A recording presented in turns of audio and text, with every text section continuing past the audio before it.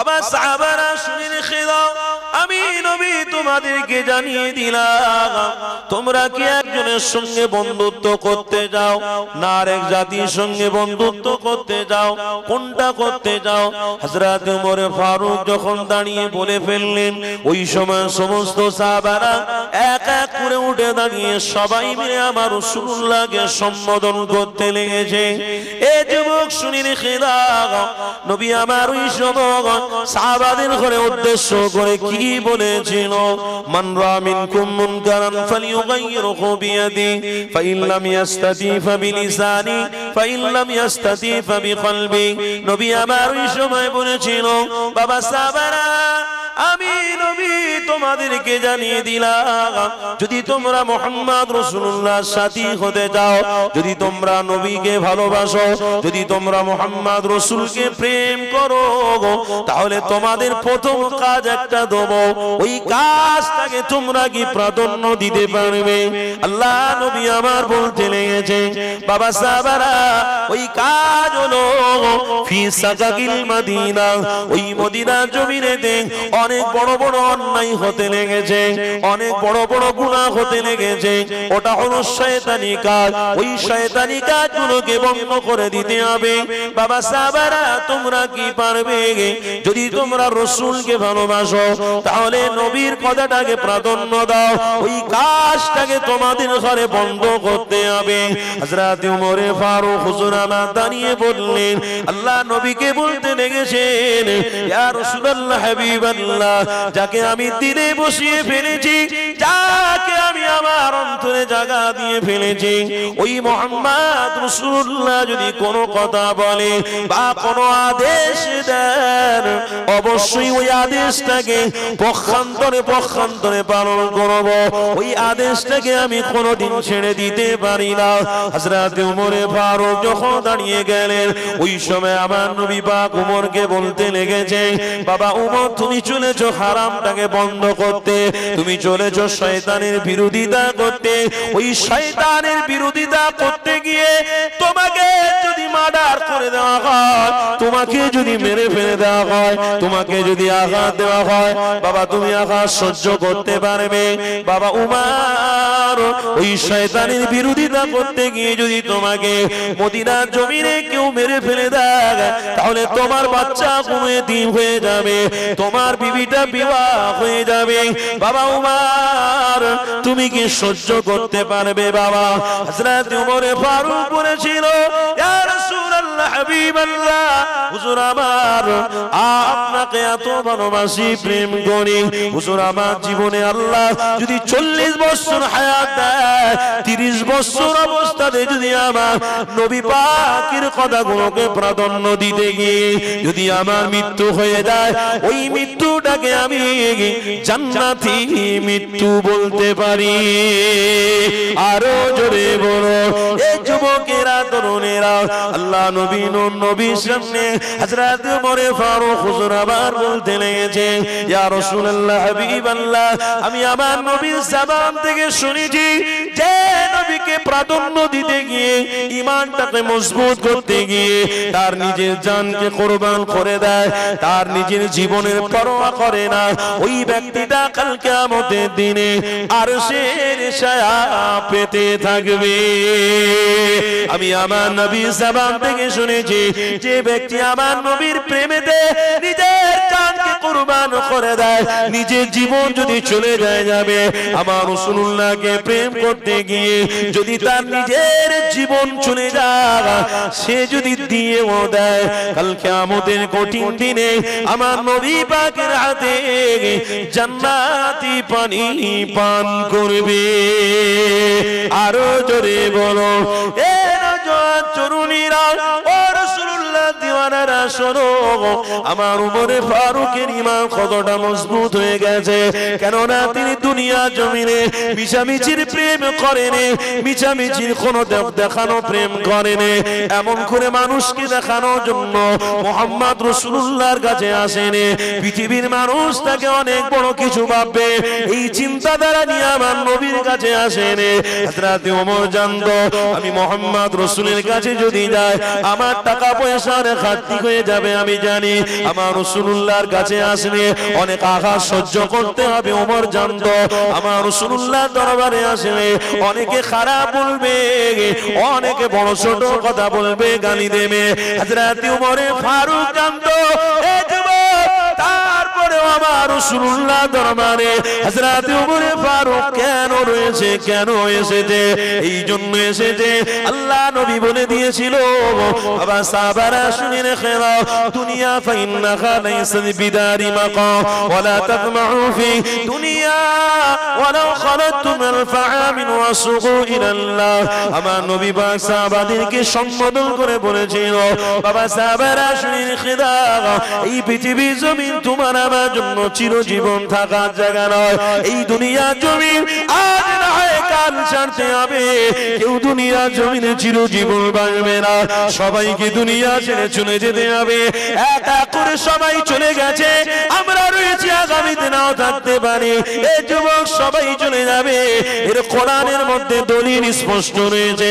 সূরা মুলুকটা খুলে দেখো, আল্লাহ নিজে জানিয়েছে, হাবিব আপনি তাদেরকে জানিয়ে দিন, তাবারাকাল্লাযী বিয়াদিহিল মুলক ওয়া হুয়া আলা কুল্লি শাইইন কাদির আল্লাযী খালাকাল মাউতা ওয়াল হায়াতা লিয়াবলুয়াকুম আইয়ুকুম আহসানু আমালা।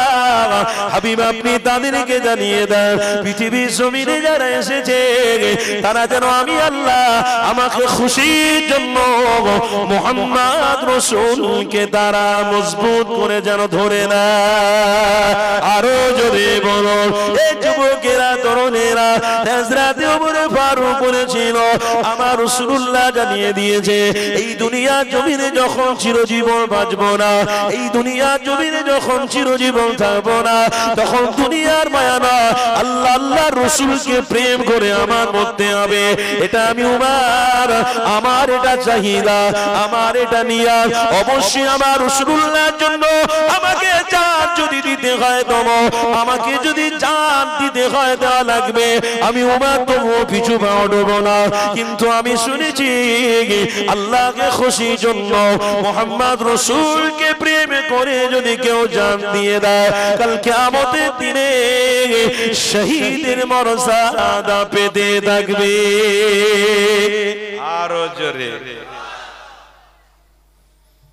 হযরত ওমর ফারুকের প্রেম, আহা, আমার রাসূলকে কতটা ভালোবেসেছে, মহব্বত করেছে। আর আজকের আমরা নবী নবী করি, আল্লাহকে খুশির জন্য রাসূলকে প্রেম করি, অথচ দেখুন মাহফিলে বসে থাকতে থাকতে কেউ আবার মনে করি, কেউ আবার বিবেচনা করি, কেউ আবার অনেক রকমের চিন্তা করি। বড় আশ্চর্য, আল্লাহু আকবার। অথচ পবিত্র কোরআন শরীফ বলছে, খবরদার যার জান আর মালটা মুহাম্মদ রাসূলকে প্রেমে, আল্লাহর প্রেমে লেগে গেল, জান আর মাল, তার বিনিময়ে আল্লাহ তাদেরকে জান্নাত দান করবে। বলুন সুবহানাল্লাহ। আজকের এই মাহফিলের জন্য অনেকে টাকা দিয়েছি, অনেকে পয়সা দিয়েছি, আবার অনেকে এসে মাহফিলে বসেছি, জান আর মাল দুটোই লাগবে। শুনছেন তো নাকি? আবার অনেকে কি ভাবি, মাহফিলে টাকা দিয়েছি আবার কি বসতে হবে, কি দরকার আছে, ও নাজাত হয়ে যাবে, কোনো অসুবিধা নেই, পয়সা দিয়েছি তো, চিন্তা কিসে? বাহ, শুধু পয়সা দিয়ে দিলে তো। সাহাবা হুজুরদের অনেক পয়সা ছিল, আল্লাহর নবী যখন বলেছে দান করো, সাহাবা হুজুররা সব যে যার গনিমতের মাল নিয়ে আপনার বাড়ির বোঝারই করা রাখা সম্পদগুলো নিয়ে আমার রাসূলুল্লাহর কদমে হাজির করে দিয়ে বলেছিল, ইয়া রাসূলুল্লাহ, হাবিবাল্লাহ, যদি প্রয়োজন হয় তো সবাই আমরা আরো দেব, আরো দেব, কিন্তু মুহাম্মদ রাসূলের কথাটাকে আমরা ফেলতে দেব না। বলুন সুবহানাল্লাহ। আজকের আমার নবী পাকের কথাটা তো লুটোপুটি খাচ্ছে, রাস্তায় লুটোপুটি খাচ্ছে, গ্রামে লুটোপুটি খাচ্ছে, সব ছেলেরা মজা করছে, বাপেরা আনন্দ করছে, বাস এই করে জীবনটা পার হয়ে যাচ্ছে। তারপরে জলসা কমিটি সহ কিছু মানুষ আল্লাহ ভীরু আছে, নবী প্রেমিক আছে, তারা এসে বসে জিকির করবে, গ্রামে সব মুসিবত দূর হয়ে যাবে, বাকি আল্লাহ পাক সব হকের ফয়সালা করে দেবে, সবাই জান্নাতে যাবে। ও আপনারা বসেছেন, কষ্ট করছেন, তাদের জন্য দোয়া করছেন, আলহামদুলিল্লাহ। আর তারা মনে মনে করছে আমাদের জন্য তো আমাদের লোক বসে আছে রে বাবা, তারা দোয়া করবে একসাথে জান্নাতে চলে যাবো, অত সোজা। কেউ সারা দিন খেটে 500 টাকা পাচ্ছে, আবার কেউ 5 মিনিট বাড়িতে বসে 1000 টাকা রোজগার করছে। এই দুটোর মধ্যে পার্থক্য নেই? বলুন বলুন, কিসের পার্থক্য? কেউ সারা দিন খেটে 500 টাকা পায়, আর কেউ 5 মিনিটের মধ্যে 1000 টাকা ইনকাম করে। পার্থক্য হলো এটা, খাটনির টাকাটাই হলো হালাল। জোরে বলুন সুবহানাল্লাহ। আর যে 5 মিনিটে ইনকাম করছে, ও ইনকামটা হারাম এই জন্য হয়েছে, তার নিজের বাড়ির বিবিকে কাপড়টা সরিয়ে দিয়ে একটা মোবাইলে ফটো তুলে যখন ছেড়ে দিয়েছে, ওটাকে ভাইরাল হওয়ার দরুন তার অ্যাকাউন্টে টাকা ঢুকছে, কোনো একটা ব্যক্তিদের কাছ থেকে টাকা আসছে, ওই জন্য ওটাকে হারাম বলা হয়েছে। তা আপনারা যারা কষ্ট করেছেন, এতক্ষণ ধরে বসেছেন, আবার উলামা হাজরাতরা আসবে, আবার আপনারা বসবেন, অপেক্ষা করবেন। আবার কিছু জন আছে তারা শেষের দিকে 5 মিনিটের জন্য আসবে, বসবে, আমিন আমিন করবে, তাবারুক নিয়ে চলে যাবে। বলতে বলতে যাবে, তোরা 6 ঘন্টা বসেছিলি, আমরা 5 মিনিট গিয়েছি, আমরা অনেক কিছু পেয়ে গেছি। আল্লাহু আকবার। এ কেমন কথাবার্তা? 6 ঘন্টা বসেছো, কি পেয়েছো তোমরা? আমরা 5 মিনিটে গিয়েছি, দোয়াটাও পেয়ে গেছি, হুজুরের সাথে মুসাফাও করতে পেরেছি, যাক আমাদের কাজ হয়ে গেল। অত সোজা নয়। তাহলে উমরে ফারুককে জান দেওয়ার কোনো দরকার হতো না। উমরে ফারুক কি আল্লাহর নবীর কথা মতো তিনি আল্লাহর জান্নাতি মেহমান। জোরে বলুন সুবহানাল্লাহ। আরো জোরে বলুন। বাপের আপনারা বসবেন না? এই মাহফিলটাতে একটা আলাদা রহমত আছে, বরকত আছে। এই মাহফিলে বসবেন, ওখানে দাঁড়ানো মানে বাজারে দাঁড়িয়ে দাঁড়িয়ে বাজারগুলোকে দেখা, আর মাহফিলে দাঁড়িয়ে দেখা সমান। যদি বাঁচতে চান তো মাহফিলের মধ্যে প্রবেশ করুন। কেন? হতে পারে মাহফিল আজকের আমাদের জন্য এই মাহফিলটা কবুলিয়াতের মাহফিল। জোরে বলুন সুবহানাল্লাহ। হতে পারে আগামী কালকে আল্লাহ দুনিয়া ধ্বংস করে দিতে পারে, শেষ করে দিতে পারে, মৃত্যু হয়ে যেতে পারে। এই মাহফিল পেয়েছি যখন, তকদির ভালো, আল্লাহ সুস্থ শরীরে মাহফিলে হাজির করিয়েছেন। আমরা গর্ব, আমরা অহংকারের সঙ্গে বলতে পারি, শুকরিয়া আদায় করতে পারি, আল্লাহ আমাকে সুস্থ অবস্থাতে ঈমানি জায়গায় বসিয়েছেন, আল্লাহকে খুশি করতে পেরেছি। এর জন্য আমরা দিল খুলে বলতে পারি, আমরা আল্লাহকে খুশি করেছি, অতএব আমরা নাজাত পেয়ে গেছি। বলুন সুবহানাল্লাহ। এতটুকু ঈমানের চাহিদা অনুযায়ী আমরা প্রকাশ করতে পারি, বলতে পারি। কেননা আমরা যারা নামাজ পড়ি, আমরা অনেকেই বলি নামাজ পড়লে জান্নাতি, আশা করতে পারি আলহামদুলিল্লাহ। কেউ যদি ফরজ হজ করে, আশা করতে পারে যে আমি জান্নাতে যাব। হ্যাঁ, জান্নাতে যাওয়ার জন্যই তো ফরজ হজটা করেছে। কিন্তু না, আমল করে আশা করাটা বিদা হবে না, আমল করে আশা করাটা এটা ঈমানের দায়িত্ব। কিন্তু ওই আমলিয়াত ব্যক্তিদের মধ্যে কে জান্নাতে যাবে এটা আল্লাহর ব্যাপার। জোরে বলুন সুবহানাল্লাহ। আমরা বসেছি খুশি করতে আল্লাহকে, আমলে বসেছি। তাহলে আমলে বসেছি যখন, আমাদেরকে আমলের মধ্যে থাকতে হবে, বিঘাত ঘটালে হবে না, মনোযোগকে এদিক ওদিক করলে হবে না। কথা শুনছেন তো বাপ? এসেছি যখন রবকে খুশি করতে, দুনিয়ার কোনো মানুষকে নয়, দুনিয়ার কাউকে দেখে নয়, এসেছি আমরা আল্লাহকে খুশি করতে। কেন? কবরে যাওয়ার সাথে সাথে সেই আল্লাহর সিস্টেম তৈরি হয়ে আছে, সেই আল্লাহর কথা মতো, আমার রাসূলুল্লাহর কথা মতো, আল্লাহর ঘোষণা রাসূলের কাছে, রাসূলের ঘোষণা মতো আমরা কবর থেকে যদি নাজাত পেতে পারি, ইনশাআল্লাহ আমরা জান্নাতি হয়ে যাব। জোরে বলুন সুবহানাল্লাহ। আল্লাহ আনিয়েছে যখন আমরা খুশি। জোরে বলুন খুশি। নারে তাকবীর, নারে তাকবীর। মহান ইসালে সওয়াব গ্রামবাসী বৃন্দ, কমিটি সাহেবানগণ, সিলসিলায়ে হক মুজাদ্দিদে জামান, নারে তাকবীর। দুরূদ শরীফ আল্লাহুম্মা সাল্লি আলা।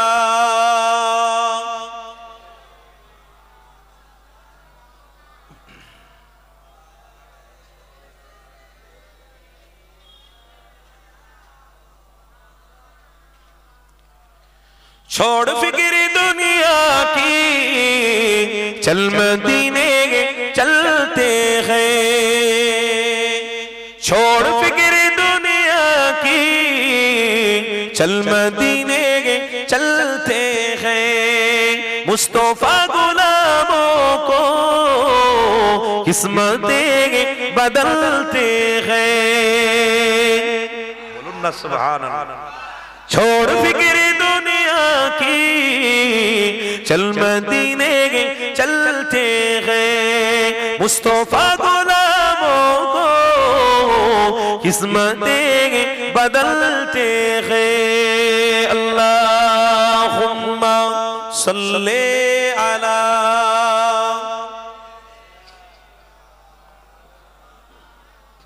मुहम्मद व अला सय्यदना मौलाना। रहमतों की चादर के सर पे साए चलते हैं रहमतों की चादर के सर पे साए चलते हैं मुस्तफा के दीवाने घर से जब निकलते हैं। জোরে হবে না।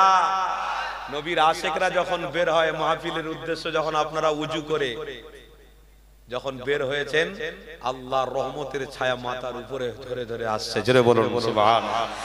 छोड़ फिक्र दुनिया की चल मदीने चलते हैं मुस्तफा गुलामों को किस्मतें बदलते हैं।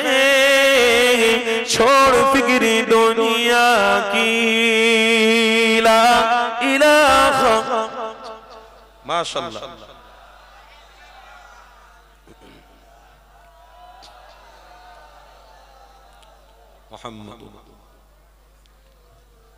जिक्र सागे बतहा को रीत अब बना लीजिए जिक्र सागे बतहा को रीत अब बना लीजिए। ए ओ जिक्र है जैसे गम खुशी में ढलते हैं। अरे जोरे छोड़ फिक्र दुनिया की चल मदीने चलते हैं मुस्तफा गुलामों को किस्मतें बदलते हैं। छोड़ फिक्र दुनिया की अल्लाहुम्मा सल्ले अला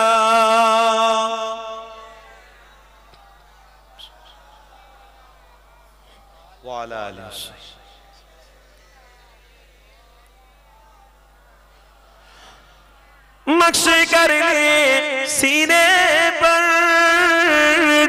नाम सरबरेदी का नक्शे कर ले सीने पर नाम सरबरेदी का। ए ओ नाम ए ओ नाम ए ओ नाम है जैसे सब आजाब टलते हैं। ना सुभान अल्लाह। যে দোনো জাহানের সুলতানের নাম নিতে বসেছেন আল্লাহকে খুশি করতে গেলে মোহাম্মদ রাসূলুর নাম যে বলছেন এই নামের ওসিলা আল্লাহ চাইলে বড় বড় মুসিবতকে দূরে সরিয়ে দেবে। छोड़ फिक्र दुनिया की चल मदीने चलते हैं मुस्तफा गुलामों को किस्मतें बदलते हैं। छोड़ फिक्र दुनिया की अल्लाहुम्मा सल्ले अला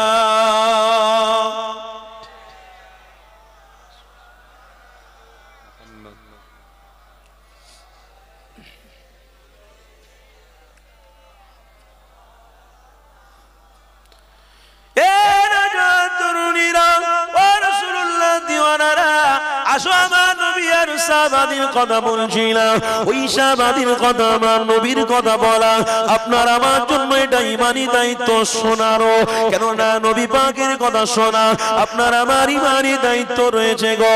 আমার রাসূলুল্লাহর কথা যতই শুনবো ইমানের প্রেম আরো বাড়বে, ইমানের তাকাত আরো বাড়বে, মোহাব্বত আরো বাড়বে, কেননা এই দুনিয়া বাদশাহ হাবিবুল্লাহর কথাটা শোনা তোমার আমার জন্য আল্লাহ কি বানিয়েছে, কেননা ওই নবী এসেছিল বলে নামাজ আমি আপনি পেয়েছি গো, ওই নবী এসেছিল বলে আমরা রোজা পেয়েছি গো, ওই নবী এসেছিল বলে আজ আমরা হজ পেয়েছি গো, ওই নবী এসেছিল বলে আজ মানবতা পেয়েছি গো।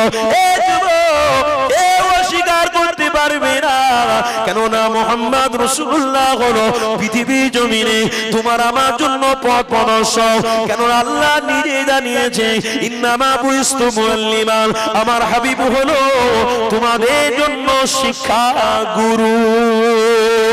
আরো জোরে বলো এ যুবক তরুণীরা, ও রাসূলুল্লাহ দিওয়ানা, কেন আমার রাসূলুল্লাহকে শিক্ষা গুরু করে আল্লাহ পাঠিয়েছে, এই জন্য আমার হাবিব পাক নাজাত দিয়ে নেবে, আমার হাবিব পাক আল্লাহর সঙ্গে কথা বলবে, উম্মতের ঘরে জান্নাতের রাস্তা দেখাবে, এই জন্য আমার হাবিবকে মডেল করে আল্লাহ বানিয়েছে। আপনাদের যদি আমি প্রশ্ন করি এই দুনিয়া জমিনে কি এমন পয়সা আছে, এই দুনিয়া জমিনে কি এমন টাকা আছে আপনাকে আমাকে নাজাত দিয়ে দিতে পারবে, আপনাকে আমাকে জান্নাতে নিয়ে যেতে পারবে, আপনাকে আমাকে অনেক বড় জায়গায় পৌঁছে দেবে? না না, এই দুনিয়া জমিনে কারো শক্তি নাই, কেউ পারবে না নাজাত দিতে, কেউ পারবে না আল্লাহর সঙ্গে কথা বলতে। দুনিয়া জমিনে এসেছি, দুনিয়া জমিন থেকে সবাই চলে যাব, কেউ দুনিয়া জমিনে থাকবে না। অথচ ওই দুনিয়া জমিনে থেকে আমার আল্লাহকে খুশি করতে গেলে আল্লাহ ওই নবীকে দুনিয়া জমিনে পাঠিয়ে তামাম পৃথিবীর মানুষকে জানিয়েছে তোমরা যদি আমার নবীকে প্রেম করো, তোমরা যদি আমার রাসূলকে ভালোবাসো, অবশ্যই তোমরা আল্লাহ জান্নাতি হবে।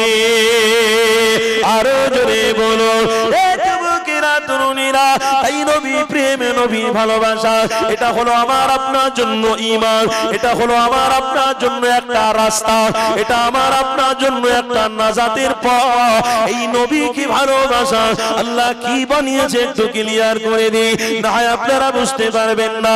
নামাজ যেমন আপনার আমার জন্য ফরজ হয়েছে গো, রোজা যেমন আপনার আমার জন্য ফরজ হয়েছে, হজ যেমন আপনার আমার জন্য ফরজ হয়েছে, যাকাত যেমন আপনার আমার জন্য আল্লাহ ফরজ বানিয়েছে, আল্লাহ নবী নূর নবী দয়ার নবীকে ভালোবাসাটাও তো আল্লাহ ফরজ বানিয়েছে। আরো জোরে বলো এ যুবকেরা তরুণীরা, গ্রামের আমার বাপেরা আমার ভাইয়েরা, পয়সার পিছনে ছুটতে গিয়ে মুহাম্মদ রাসূলকে ভুলে যাবেন না গো। আজ নিজের বাচ্চাকে সন্তানকে বড় করতে গিয়ে আজ ইনকাম করে অনেক বড় পয়সা, অনেক বড় বাড়ি, অনেক বড় ঘর, তো অনেক টাকা পয়সার মালিক হতে গিয়ে আমার রাসূলুল্লাহকে ভুলে যাবেন না গো। আমার হাবিবকে প্রেম করা এটা আল্লাহ নিজে ফরজ বানিয়ে দিয়েছে। কেন ফরজ বানিয়েছে? এই জন্য ফরজ বানিয়েছে আমার রাসূলুল্লাহকে যারা যারা ভালোবাসবে তাদের জন্য আমি অনেক স্পেশাল ব্যবস্থা করে রাখবো, তাদের জন্য আমি আল্লাহ জান্নাত দেবো। জান্নাত বানিয়েছি আমি আল্লাহ, 8টা জান্নাত বানিয়েছি। এই 8টা জান্নাতের মধ্য থেকে আমি জান্নাতুল ফিরদাউস আমার উম্মাত, আমার রাসূলের প্রেমিক আমার বান্দাদের ঘরে জান্নাতুল ফিরদাউস তাদের দিতে থাকবো। আরো জোরে বলো এ যুবকেরা তরুণীরা, তাই আমার রাসূলুল্লাহকে ছাড়লে হবে না গো। এখনকার সময় আমার রাসূলকে ভুলে গিয়ে একটা নতুন ঈমান তারা তৈরি করেছে। পয়সা দিয়ে গ্রামে গ্রামে গিয়ে মসজিদে দ্বন্দ্ব লাগিয়ে দিয়ে অন্য একটা ঈমান বানাতে লেগেছে, অন্য একটা ঈমানের তওফা দিতে লেগেছে, ঈমানের মেসেজ দিতে লেগেছে। খবরদার, নবী যে প্রচার করেছে ওই প্রচারটা হলো সঠিক প্রচার, ওই প্রচারের যদি যদি আপনারা থাকতে পারেন তাহলে আমার নবীর সাথে জান্নাতে যেতে পারবে। যারা ইদানিং করে নতুন দল তৈরি করে প্রচার করতে লেগেছে তাদের দলে থাকলে জান্নাতে যেতে পারবেন না, কেননা তাদের মধ্যে অনেক কিছু নিজেদের তৈরি করা জিনিস বানিয়েছে, নিজেদের তৈরি করা মতবাদ তারা বানিয়েছে। এই যুবক তরুণীরা, আমার রাসূলুল্লাহ সুন্নাহ যেমন টুপি রয়েছে গো, আমার রাসূলুল্লাহ সুন্নাহ তেমনি দাড়ি রয়েছে গো, আমার নবী পাকের সুন্নাহ তেমন জুব্বা রয়েছে গো। এই যুবক আজ তারা নতুন করে একটা বাদ লাগিয়েছে, নতুন ঈমান প্রচার করতে লেগেছে। টুপি না পরেও নামাজ হয়ে যাবে, দাড়ি না রেখেও নামাজ হয়ে যাবে।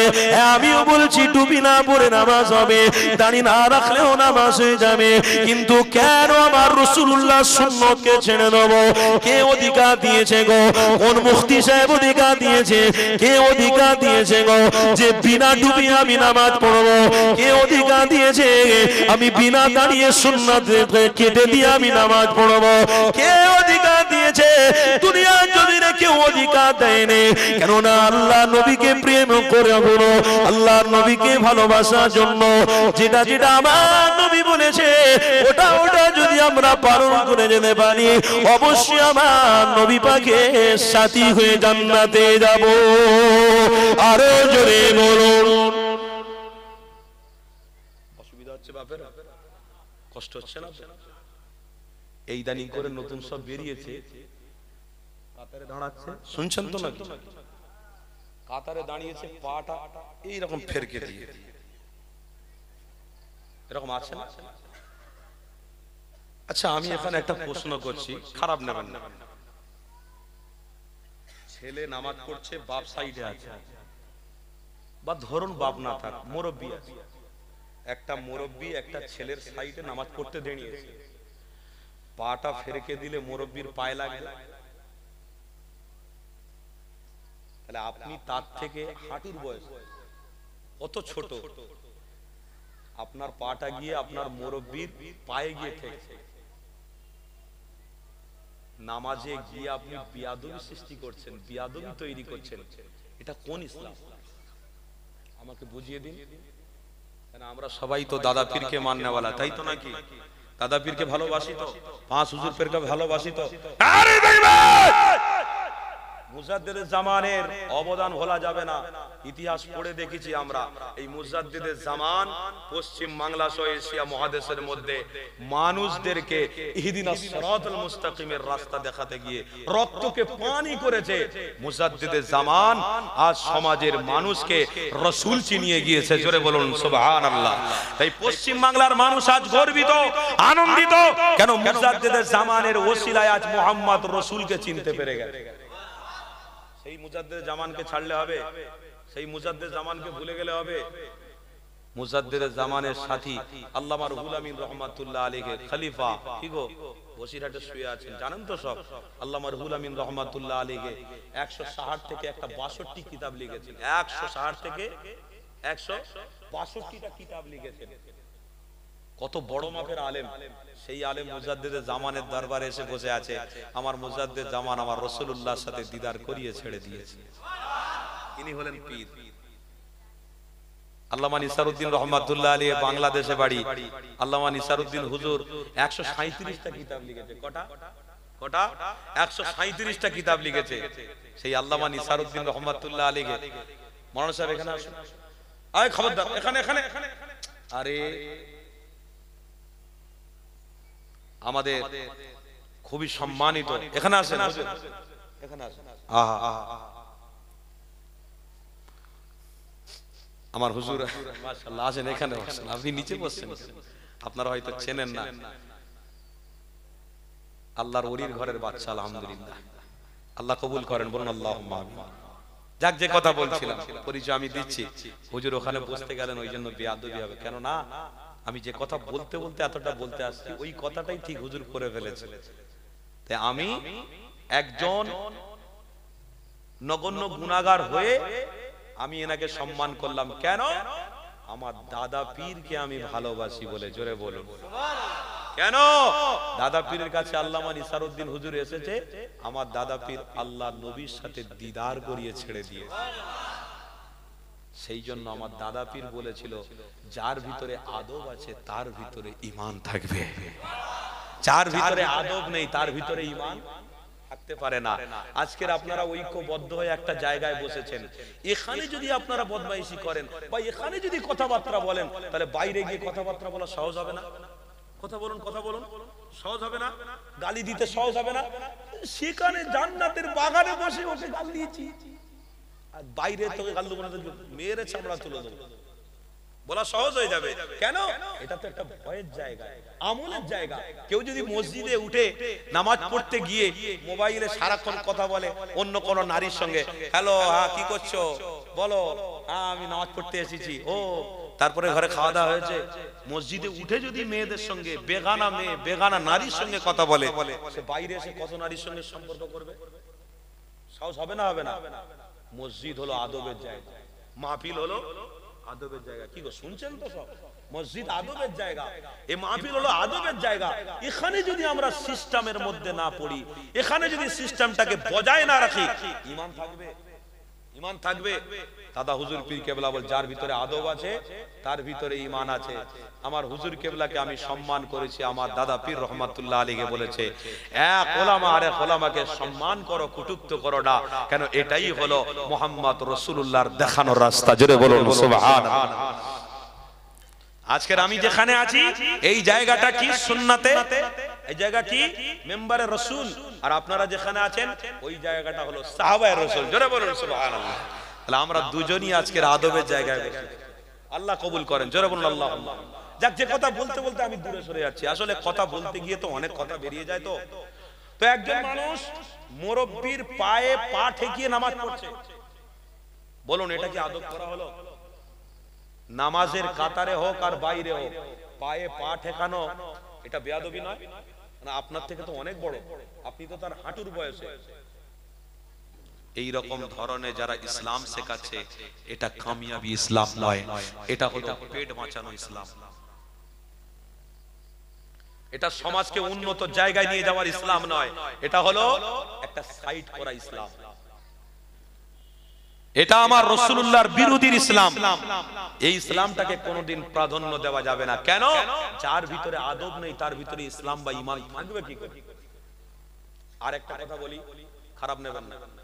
আচ্ছা, এখন আমাদের ভাই জামা কাপড়ের অভাব আছে? বলুন বলুন। কোন একটা ভালো মানুষের সঙ্গে দেখা করতে গেলে আমরা ভালো জামা পরে বেরোবো। বিয়ে বাড়ি গেলে এই গেলাম, গিয়ে ঘুরে এসে আবার জামা চেঞ্জ করে আবার গিয়ে আমরা ভালো জামা পরে আবার যাচ্ছি, আবার ঘুরে এসে আবার জামা চেঞ্জ করে যাচ্ছি। বা অন্য অন্য জায়গায় হাই প্রোফাইল জায়গায়, রিসপেকশন জায়গা, যেগুলো বহুত হাই প্রোফাইল জায়গা, বড় বড় জায়গা, ওই জায়গাগুলোতে জামা আপনাকে আধ ঘন্টা অন্তর অন্তর পাল্টাতে হচ্ছে। তাহলে জামার কোনো অভাব আছে? কাপড়ের কোনো অভাব আছে? খাবার কোনো অভাব আছে? আলহামদুলিল্লাহ, এখন কোনো মানুষের অভাব নেই। জোরে বলুন আলহামদুলিল্লাহ। কিন্তু এখানে আমার প্রশ্ন, নামাজ পড়তে আপনি যাচ্ছেন, মাথায় টুপি নেই কেন? আপনি মসজিদে বসে আছেন বিনা টুপিতে, সব টুপি পরে বসে আছে, আপনি বিনা টুপিতে। ওহ, বিশাল বড় নামাজি আপনি। যদি বলেন ভুলে গেছি, না ভুলে যাইনি, ইচ্ছা করে করেছে। তাহলে আপনার মধ্যে কোন ইসলামটাকে প্রাধান্য দিচ্ছেন? আপনার মধ্যে কোন ইসলামটাকে আপনি চয়েস করেছেন? এখনকার সময় ইউটিউবিতে, এখনকার সময় ফেসবুকে ছড়াছড়ি হচ্ছে, ওই ইসলাম ফলো করছেন। ও, তাহলে নতুনটাকে আপনি চয়েস করছেন, আমার রাসূলকে আপনি ওল্ড বানিয়ে দিয়েছেন। জোরে বলুন নাউজুবিল্লাহ, জোরে বলুন নাউজুবিল্লাহ। এখন ছেলেরা নতুন কিছু চাইছে। কি চাইছে? হুজুর 5 ওয়াক্ত নামাজে যে বক্তা বলবে 1 ওয়াক্ত নামাজ পড়ো, 4 ওয়াক্ত নামাজ কোনো কোরআনেও নেই, হাদিসে নেই, ওই বক্তাকে নিয়ে এখনকার ছেলেরা মাথায় করে নিয়ে লাজবে। ও খুব ভালো ভালো ভালো কথা বলেছে, 1 ওয়াক্ত নামাজই ফরজ, ঠিক। যদি কোন হুজুর এখন মাইকে উঠে বলে দেয় ফজরের নামাজ কে বলেছে গো, কোন কোরআনে আছে? কোরআনে আছে, হাদিসে আছে, কে দেখাতে পারবে যে ফজরের নামাজটা পড়তেই হবে? ফজরের নামাজ কোন কোরআন শরীফে হাদিস শরীফের মধ্যে লেখা নেই। ছেলেরা সব ওই হুজুরটাকে নিয়ে দাওয়াত করে খেয়ে বেগে পা হাত পা টিপে ছেড়ে দেবে, হাজার হাজার টাকা টাকা তওফা দেবে, হাদিয়া দেবে। কেন? এই হুজুরটাই হলো পারফেক্ট হুজুর। ফজরের নামাজ নেই, সঠিক কথা বলে। কেন? এখন তো সব শুতে শুতে শুতে শুতে রাত 4টে বেজে যাচ্ছে। এমনি এমনি নয়, আড্ডা মেরে মেরে। কিসের আড্ডা? মোবাইলের আড্ডা। মোবাইলে অনেক কাজ, মোবাইলের মধ্যে অনেক সিস্টেম। উরি বাপ রে বাপ! এই করতে করতে ছেলেরা খাওয়া দাওয়া কখন করছে আর ঘুমাচ্ছে, কিন্তু উঠছে ছেলেরা 12টা এখনকার। তাহলে নতুন কিছু এরা ফলো করছে, নতুন কিছু পাওয়ার চেষ্টা করছে। বাবেরা, নওজোয়ান তরুণেরা, ও রাসূলুল্লাহ দিওয়ানারা, খবরদার নতুনটাকে আপনি ফলো করবেন না। কেননা নতুন আপনার জন্য গ্রহণযোগ্য নয়, নতুন আপনার জন্য জরুরি নয়। নতুনটা হলো পৃথিবী মানুষের তৈরি করা, নতুনটা হলো কয়েক শয়তানের মতাদর্শ তৈরি করা। এ যুবক তরুণেরা, শুনে রেখে দাও, আমার রাসূলুল্লাহ যেটা আপনাকে আমাকে তওবা হিসেবে দিয়ে গেছে, যেটা আমাকে আপনাকে তওবা হিসেবে দিয়ে গেছে, ওটাই হলো আপনার আমার জন্য ঈমান। আরো জোরে বলুন। এই যুবকেরা তরুণেরা, সমাজে নতুন নতুন কিছু উঠে গেছে গো, এগুলো সব পেট বাঁচানোর জন্য। রিসেন্টলি কিছুদিন আগে একটা জায়গার নাম বলছি না, ওই জায়গাতে আমার নবী পাকের পরে নবী বলে দাবি করে ফেলেছে, তার কদমে এসে সবাই সিজদা করছে, তাকে নবী নবী বলছে। জোরে বলুন নাউজুবিল্লাহ।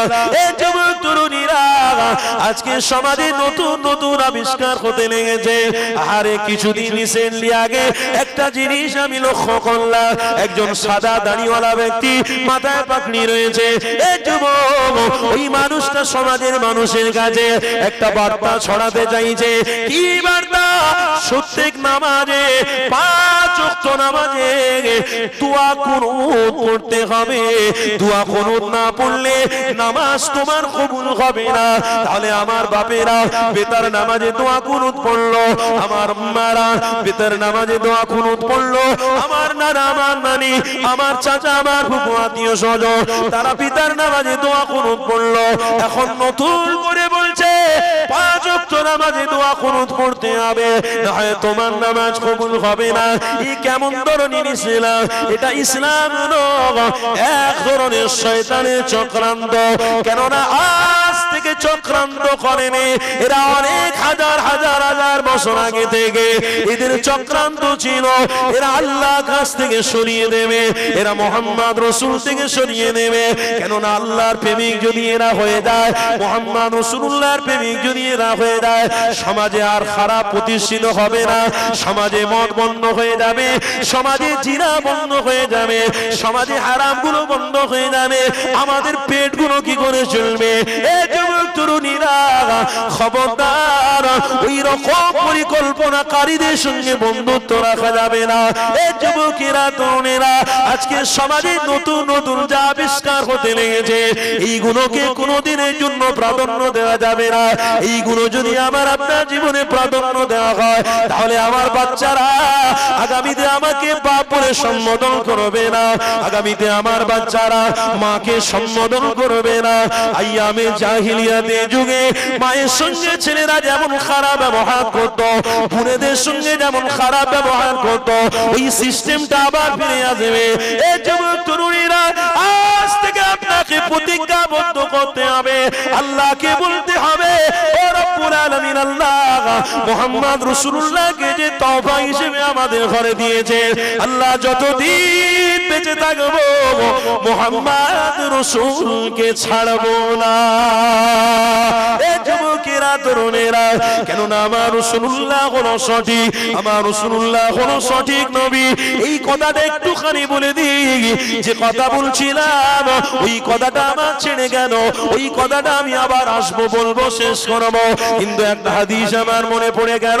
আল্লাহ নবী নূর নবী আমার বাল্যবেলা 6 বছরের বাচ্চা শিশু আম্মা আমিনা তখন আমার রাসূলুল্লাহর হাত মোবারকটা ধরে নিয়ে এমন করে ঘুরতে লেগেছে। আম্মা আমিনা যখন আমার রাসূলুল্লাহ চেহারা দিকে তাকাতেছে, ওই সময় আমার আম্মা আমিনা চোখ দিয়ে পানি বের হতে লেগেছে। আল্লাহ নবী আমার ওই সময় আম্মা আমিনা চোখের পানি দেখে আল্লাহ নবী আমার চোখটাকে মুছাতে লেগেছে। আম্মা জান, কেন আপনি কাঁদেন কিসের জন্য আপনি কাঁদছেন ওই জন্য সময় আম্মা আমিনা বলতে লেগেছে বাবা মুহাম্মদ আমি আমার কান্না ধরে রাখতে পারছি না এই জন্য আমার গর্ভে যখন তুমি ছিলে তোমার পিতা দুনিয়া জমিন থেকে চলে গিয়েছিল ওই জন্য আমার বড় কষ্ট হয় কেননা এই মক্কার জমিনে অনেক বাপেরা বাচ্চাদের নিয়ে আদর করে অনেক বাপেরা বাচ্চাদের নিয়ে খাবার খরিদ করে দেয় আমি আমিনা আমার বড় দুঃখ লাগে আমার বড় কষ্ট লাগে আমিনা বলতে লেগেছে আমি এই মক্কা জমিনে কিছু কিছু মানুষের কাছ থেকে একটা কথা শুনতে পাই আমার মুহাম্মদ নাকি এতিমের বাচ্চা সাধারণ এতিমের বাচ্চা অবশ্যই এতিমের বাচ্চা কেননা পৃথিবীর জমিনে যে বাচ্চা জন্মগ্রহণ করার পরে তার পিতাকে যদি না পায় তার মাথা হারা হয়ে যদি হয় তাহলে তাকে সবাই এতিমের বাচ্চা বলবে গরিবের বাচ্চা বলবে এই মুহাম্মদ রাসূলুল্লাহ এতিমের বাচ্চা বলাটাই তো স্বাভাবিক কেননা পিতা না সবাই তাকে এতিম বলে গরিব বলে এই যুবক তরুণীরা ওই সময় আম্মা আমিনা কাঁদতে লেগেছে হযরত জিবরাইল আলাইহিস সালামকে আল্লাহ পাক পাঠিয়ে দিয়েছিল হযরত জিবরাইল আলাইহিস সালাম আম্মা আমিনাকে এসে বলতে লেগেছে আমিনা কেন আপনি কাঁদেন কিসের জন্য আপনি কাঁদেন ওই সময় আম্মা আমিনা বলতেছে আমার বাচ্চা শিশু মুহাম্মদকে দেখে আমার কান্না আসে আমার বাচ্চা যখন আমার গর্ভে ছিল তার পিতা দুনিয়া জমিন থেকে বিদায় নিয়ে চলে গিয়েছিল আজকের আমার মুহাম্মদকে দেখে বড় দুঃখ হয় আজকের বড় আমার কষ্ট হয় কেননা মুহাম্মদের পিতা দুনিয়া জমিনে নাই এই যুবক তরুণীরা ওই সময় ফেরেশতা জিবরাইল বলেছিল আমিনা খবরদার আপনি কাঁদবেন না কেননা যে বাচ্চার হাত আপনি ধরে রেখেছেন ওই বাচ্চাটাকে আল্লাহ বড় মাকামপূর্ণ বাচ্চা বানিয়েছে ওই বাচ্চা হলো শ্রেষ্ঠ নবী মুহাম্মদ আরো জোরে বলো এই যুবকেরা তরুণীরা ওই সময় ফেরেশতা জিবরাইল আম্মা আমিনাকে পরিচয়টা ঘটাতে লেগেছে আমিনা সাধারণ বাচ্চার মতো এই বাচ্চাটাকে মনে করো না সাধারণ বাচ্চারা হলো আলাদা এই বাচ্চাটা হলো আলাদা সাধারণ বাচ্চাদের সাথে ফেরেশতা জিবরাইল দেখা করতে আসে না সাধারণ বাচ্চাদের সাথে ফেরেশতা মিকাইল আসে না সাধারণ বাচ্চাদের সাথে আল্লাহর মালায়েকা হুরেরা তারা দেখা করতে আসে না এ আমিনা শোনো যে বাচ্চার হাত মোবারক ধরে রেখেছো ওই বাচ্চাটাকে আল্লাহ কত পূর্ণ মাকাম পূর্ণ বাচ্চা বানিয়েছে ওই বাচ্চার গায়ে ফেরেশতারা দেখা করতে আসে ওই বাচ্চার সাথে আল্লাহ পাকের হুরেরা দেখা করতে আসে জান্নাতি হুরেরা দেখা করে ওই বাচ্চাটা হলো আল্লাহ পাকের শ্রেষ্ঠ নবী মুহাম্মদ রাসূলুল্লাহ আমিনা আপনি কষ্ট পাবেন না আমিনা আপনি দুঃখ পাবেন না আপনি জানেন না এই বাচ্চাটাকে আল্লাহ গরীব বানিয়েছে অবশ্যই কারণ রয়েছে এখানে একটা কথা আমার মনে পড়ে গেল আমার রাসূলুল্লাহ যখন হাতিমে কাবার পাশে বসে রয়েছে আল্লাহ নবীর মনটা বড় খারাপ আমার রাসূলুল্লাহ যখন মনটা খারাপ করে বসে রয়েছে ওই সময়তে আমার আল্লাহ ফেরেশতা জিবরাইলকে বলে দিয়েছে যে আমার হাবিবের মনটা কেন খারাপ ওই সময় ফেরেশতা জিবরাইল এসে আল্লাহ নবীকে জিজ্ঞাসা করতে লেগেছে হাবিব আমার বলতে লেগেছে আখি জিবরাইল আমার ভাই আমার মনটা আমার খারাপ অন্য কোনো কারণে নয় আমার উম্মতিদের চিন্তা করতে লেগেছি তাই আমার মনটা বড় খারাপ ওই সময় হযরত জিবরাইল আলাইহিস সালাম আমার রাসূলুল্লাহকে বলেছিল ইয়া হাবিব আপনি শুনেন আল্লাহ পাক আপনার মন খারাপ দেখে কষ্ট পেয়ে গেছে আল্লাহ পাক কষ্ট পেয়েছে তাই আমাকে পাঠিয়ে দিয়েছে হাবিব আপনার মন খারাপ হলে আল্লাহর আরশটাও খুশি হয় আপনার মন খারাপ হলে আল্লাহর আরশটাও নাড়াচাড়া করে তাদের মন ভালো নেয় আমার আল্লাহ তাই পাঠিয়ে দিয়েছে আপনি কষ্ট পেয়েছেন বলে আমি জিবরাইল আপনার কাছে এসেছি ওই সময় আল্লাহ পাক জিবরাইল ফেরেশতাকে বলেছিল ও আমার ফেরেশতা যাও আমার রাসূলুল্লাহকে গিয়ে বলো আমার হাবিবকে মন খারাপ করতে মানা করো কেননা আমার হাবিবকে আমি গরীব বানিয়ে বানিয়েছি বলে, আমার হাবিবকে আমি এতিম বানিয়েছি বলে আমার হাবিবের মনটা মনে হয় খারাপ। আল্লাহ নবী আমার, দয়ার নবী আমার বসে রয়েছে, হযরত জিবরাইল আলাইহিস সালাম আল্লাহর কাছ থেকে কোরআনের বাণী নিয়ে এসেছে। আলাম ইয়াজিদিকা ইয়াতীমান ফাআওয়া ওয়াজাদাকা দাল্লান ফাহাদা। ওই সময় আমার রাসূলুল্লাহকে জানতে দিয়েছে, ইয়া রাসূলুল্লাহ, হাবিবাল্লাহ, আল্লাহ নিজে জানিয়েছে আমি আল্লাহ আমার হাবিবকে আমি গরীব বানিয়েছি বলে, আমার হাবিবকে আমি এতিম বানিয়েছি বলে আমার হাবিবের মনটা মনে হয় খারাপ। ওই সময় আমার রাসূলুল্লাহ বলেছিল, ইয়া আখি জিবরাইল, যাতে আমার আল্লাহ খুশি তাতে আমি হাবিব খুশি। আমার আল্লাহ সেই সময় জানিয়েছে, ফেরেশতা জিবরাইল বলো আমার রাসূলুল্লাহকে বলো গরীব বানিয়েছি বলে দুঃখ করতে মানা করো, কেননা আমি আল্লাহ আমার হাবিবকে গরীব বানিয়েছি। এর একটা কারণ রয়ে গেছে। কি কারণ রয়েছে? ওই সময় ফেরেশতা জিবরাইল আলাইহিস সালাম আমার হাবিব পাককে বলতে দেখেছে, কারণটা হলো আল্লাহ ইচ্ছা করে গরীব বানিয়েছে আমার রাসূলুল্লাহকে। আল্লাহ চাইলে হাবিবের পিতাকে দুনিয়ায় বাঁচিয়ে রাখতে পারত, আল্লাহ চাইলে না মারতেও পারতেন।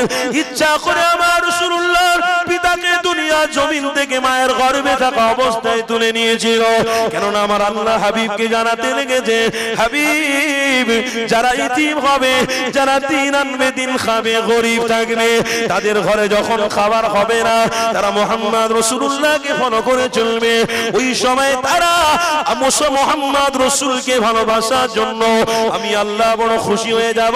আমি আল্লাহ খুশি হয়ে গিয়ে হাবিব আপনার অনুসারীদের ঘরে আমি 500 বছর আগে তাদের ঘরে আপনার শাদী করিয়ে জান্নাতি বানিয়ে দেব। হাবিব আপনাকে আমি এতিম অবস্থায় এই জন্য বানিয়েছিলাম। এই যুবকেরা, তরুণেরা, ওই সময় ফেরেশতা জিবরাইল আম্মা আমিনাকে জিজ্ঞাসা করতে লেগেছে, আমিনা আপনি কাঁদেন কেন? আরো কারণ বলতে লেগেছে। ওই বাচ্চারা ওই রকম পিতার সাথে ঘুরতে লেগেছে, আনন্দ করে তারা। আমি আমিনা আমার বড় দুঃখ লাগে।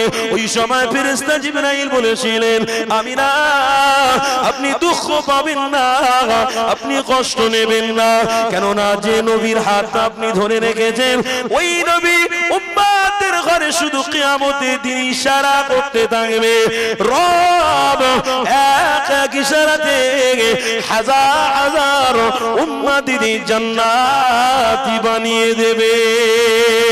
আমিনা আপনি কাঁদবেন না, আমিনা আপনি কষ্ট পাবেন না।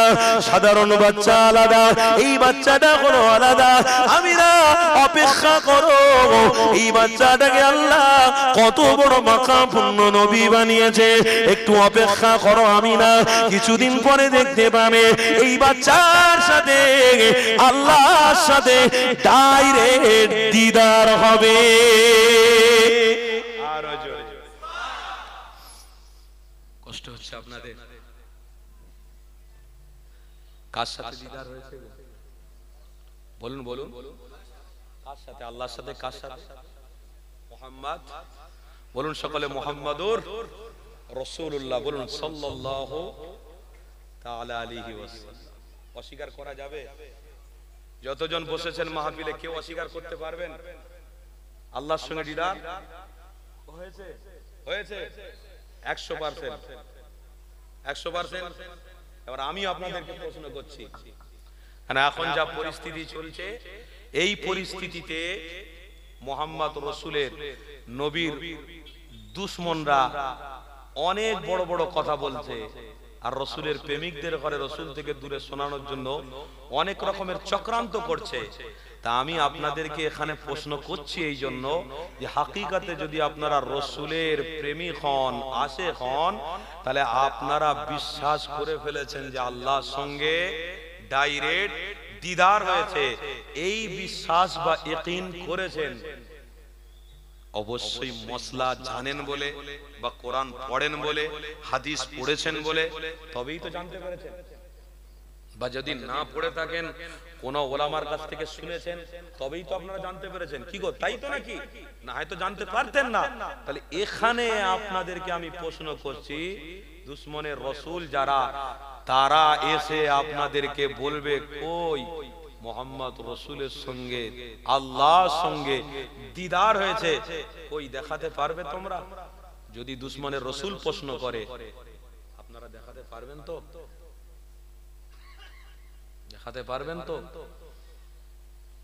আল্লাহ নবীর সঙ্গে দিদার হয়েছে, কোথায় আছে? কোথায় আছে বলুন, কোথায় আছে? আল্লাহ নবীর সঙ্গে দিদার হয়েছে, পবিত্র কোরআনেই আল্লাহ ইতিহাস করে দিয়েছে। জোরে বলুন সুবহানাল্লাহ। কেন? নবী থাকবে না, নবীর পরে আল্লাহকে পেতে গেলে তারা নবীর উপরে যে কোরআন নাজিল হয়েছে এই কোরআনটা তারা যখন খুলবে তখন আল্লাহর রসুলের সহ আল্লাহর পরিচয় তারা পাবে। তাই আল্লাহ বান্দাদের জন্য পবিত্র কোরআনটাকে হাতিয়ার বানিয়ে দিয়েছে। এই পবিত্র কোরআন যখন তোমরা দেখবে মুহাম্মদ রাসূলের পরিচয় পাবে। এই পবিত্র কোরআন যখন তোমরা দেখবে তখন আল্লাহকে পাবে। কেন? আজ আসমান এত বড় বিনা খুঁটিতে দাঁড় করিয়ে রেখেছে, তবুও আসমান দেখে আল্লাহর উপরে ভরসা অনেকে করে না। এই জমিন আল্লাহ এত বড় বানিয়েছে, এই জমিনকে দেখে অনেকে আল্লাহর ভয় আনতে পারে না। আবার সমুদ্র বিশাল আল্লাহ বানিয়েছে, এই সমুদ্রকে দেখেও অনেকে ঈমান আনে না বা অনেকে আল্লাহর উপরে তাওয়াক্কুল করে না, ভরসা করে না। তাই আল্লাহ ইতিহাস বানিয়েছে। কেন? আমার বান্দাকে শয়তানরা অনেক রকমের বাহানা দিয়ে ভুলিয়ে রাখবে। তাই আল্লাহ নবী পাঠিয়েছে, নবীর সাথে সাথে পবিত্র কোরআনটাও দিয়েছে। কেন? নবী চলে আসবে, কোরআন থাকবে, বান্দা যখন কোরআন দেখবে তখন রসুলকে পেয়ে যাবে, আল্লাহকে খুশি করবে। এই পবিত্র কোরআনের মধ্যে বলছে 15 পারা বনি ইসরাইল সূরা সুবহানাল্লাযী আসরা বিআবদিহি লাইলান মিনাল মাসজিদিল হারাম ইলাল মাসজিদিল আকসাল্লাযী বারাকনা হাওলা। পবিত্র কোরআনের মধ্যে আছে আল্লাহর সাথে ডাইরেক্ট আমার নবীর সঙ্গে দিদার হয়েছে। দুশ্মনের রসুল তোমরা যতই চক্রান্ত করো না কেন, ঈমানদার যারা হবে তাদেরকে কোন শয়তান পথভ্রষ্ট করতে পারবে না। পারবে কেউ? যার ভিতরে প্রেম থাকবে, প্রেম থেকে কেউ ভোলাতে পারবে? যার ভিতরে মায়া বসে যাবে ওই মায়াটাকে কেউ কাটিয়ে দিতে পারবে না, কোন দ্বারাই হবে না। কেন? এই প্রেম আর ভালোবাসাটাই হলো আলাদা। তবে দুনিয়ার কোনো ভালোবাসা নয়, ভালোবাসা যদি করতে হয় মুহাম্মদ রাসূলের সঙ্গে ভালোবাসা করো। ভালোবাসা যদি করতে হয় রাসূলের সাথে প্রেম করো, ভালোবাসা যদি করতে হয় নবীর সাথে করো। কেন? মুহাম্মদ রাসূলের সাথে প্রেম বা ভালোবাসা রাখলে দুনিয়ার মানুষ আপনার ভালোবাসার পথিক আছে কিনা ওই দিনে বোঝা যাবে। কবরে যখন লাশ যাবে সব দুনিয়ার মানুষ, ভালোবাসার মানুষগুলো মাটি দিয়ে চলে আসবে, আর হাকিকাতে যে নবীকে প্রেম করেছিলেন ওই কবরে হাবিবের সাথেই দিদার হতে থাকবে। আরো জোরে বলুন। তাহলে আসলকে ধরুন, আসলকে, নকলের দিকে ছুটতে যাবেন না, এদিক ওদিক করতে যাবেন না, আসলটাকে মজবুত করে ধরুন। আজকের আসল ঈমানকে ছেড়ে দিয়ে নকল ঈমানের পিছনে ছুটছে। এই রিসেন্টলি কিছুদিন আগে একজন সাদা দাড়িওয়ালা, মাথায় জাল টুপি আছে, শুনছেন তো? সাদা ধবধবে দাড়ি, মাথায় জাল টুপি রয়েছে, ওই ব্যক্তিটা মোবাইলের সামনে এসে বলছে, আল্লাহ লটারি কাটতে যাচ্ছি 1 টাকার, আল্লাহ 1 কোটি টাকার ব্যবস্থা করে দিও। আল্লাহ আমি জানি এটা হারাম, আল্লাহ মাফ করে দিও। আমি মসজিদে ফের জোরে নামাজ পড়তে যাব, একটু দোয়া খায়ের করবো, আল্লাহ একটু কবুল করে নেন। আমি জানি এটা খাওয়া হারাম, আমি জানি। এ থেকে কি বোঝা গেল? দাড়িওয়ালা টুপিওয়ালাকে সামনে দিয়ে মোবাইলের দ্বারায় মেসেজ পৌঁছে দিতে চাইছে যে আপনারা এই দাড়িওয়ালা টুপিওয়ালাকে দেখে ফলো করুন। এ যদি 1 টাকার লটারি কেটে হারাম নিজেকে না মনে করে, তাহলে আপনারা দাড়ি টুপি রেখে আপনারা কেন হারাম মনে করছেন? তাহলে এ জাহান্নামে যাবে। বয়স্ক লোক তো জাহান্নামে যাবে না, জওয়ানরা এই আপনার বয়স্ক লোক তো জান্নাতে যাবে না, জওয়ান লোকেরা জান্নাতে যাবে। হ্যাঁ, এই বয়স্ক মানুষ দাঁড়িয়ে আছে, এর টুপি আছে, এ হারাম খাচ্ছে, ওটা হারাম নয়, ওটা কোনো একটা সিস্টেম, হেন কোনো প্রকারের শয়তানদের চক্রান্ত। মোহাম্মদ রসুল থেকে এদেরকে দূরে সরানো। তাই কোনো না কোনো প্ল্যান করিয়ে এই মোবাইলের দ্বারাই আমাদের কাছে মেসেজ পৌঁছে দিয়ে আল্লাহর নবী থেকে দূরে সরাচ্ছে। আমরা প্রতিজ্ঞাবদ্ধ করছি আজ থেকে, বলুন ইনশাআল্লাহ, বলুন ইনশাআল্লাহ, যতদিন জীবিত থাকবো মোহাম্মদ রসুল থেকে আমরা সরবো না, বলুন ইনশাআল্লাহ। আর জোরে বলো, ছাড়া যাবে নবীকে? ছাড়া যাবে? পয়সা থাকলেও ছাড়বো না, খিদা লাগলেও ছাড়বো না, পেটে ভাত থাকলেও ছাড়বো না। জীবনের রসুলকে ভোলা বা ছাড়া যাবে না। কেন? ওই রসুলই হলো আমাদের ঈমান। আরো জোরে জোরে। আর যারা রসুলকে ছেড়ে দিয়ে চলবে তাদের জন্য ওই আয়াতটা পবিত্র কোরআনের মধ্যে আছে, ইন্নাল্লাযীনা কাফারু, যেটা আমি পূর্বে পড়েছিলাম, ইন্নাল্লাযীনা কাফারু ওয়া মাতু ওয়া হুম কুফফারুন উলাইকা আলাইহিম লানাতুল্লাহ। যারা আমার রসুলকে ছেড়ে দেয়, যারা আমার রসুলের প্রতি বিশ্বাস স্থাপন না করে ভুলে যায়, রবকে ছেড়ে দেয়, তাদের জন্য আল্লাহর ফেরেশতারা লানত দিতে থাকে। তাদের জন্য আল্লাহর ফেরেশতারা লানত দিতে থাকে। আল্লাহর ফেরেশতাদের লানত ওটা নয়, গয়া কি ওটা আল্লাহর পক্ষ থেকে লানত, অভিশাপ। আল্লাহর পক্ষ থেকে ফেরেশতারা বলতে থাকে, ধ্বংস হও, ধ্বংস হও, শেষ হও। কেন? তোমরা যখন রাসূলকে ছেড়ে দিয়েছো, তোমরা যখন আল্লাহকে ভুলে গেছো, তোমাদের উপরে গজব, জাহান্নাম, ফি নারি জাহান্নাম খালিদিনা ফিহা আবাদা।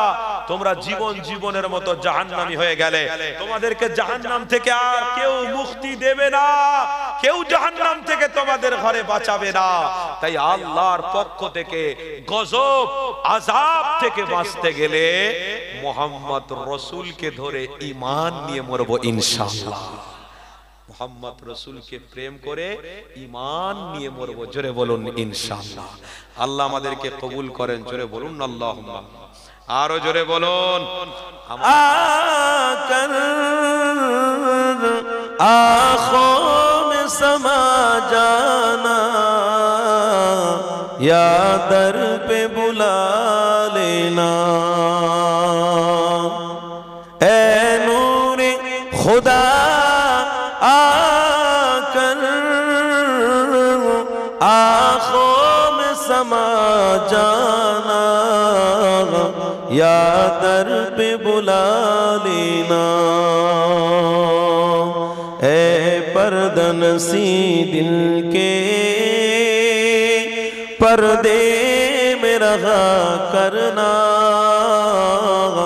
जब वक्त नज़ा आए दीदार अता करना। ला इलाहा माशाअल्लाह।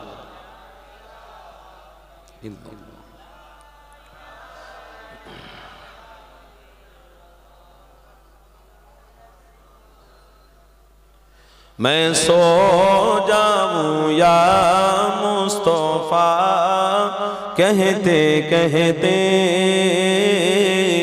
मैं सो जाऊं या मुस्तफा कहते कहते,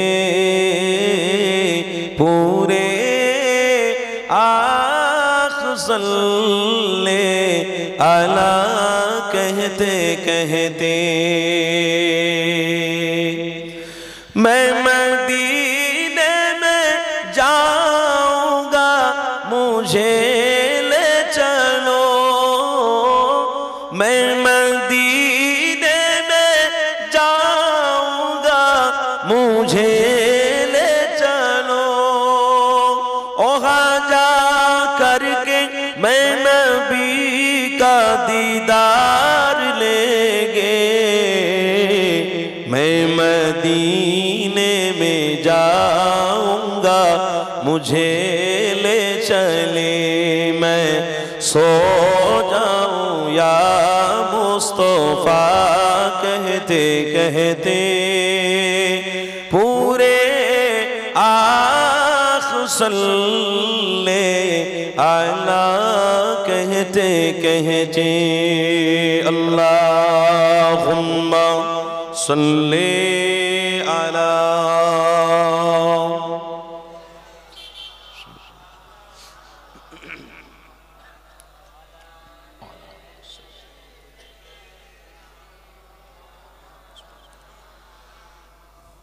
সাগর নদী আর পাহাড় বনে পাখিদের গুনগুন গুঞ্জরণে ভেসে আসে ওই সুমধুর ত্রাণ চারিদিকে শোনো আল্লাহর জয়গান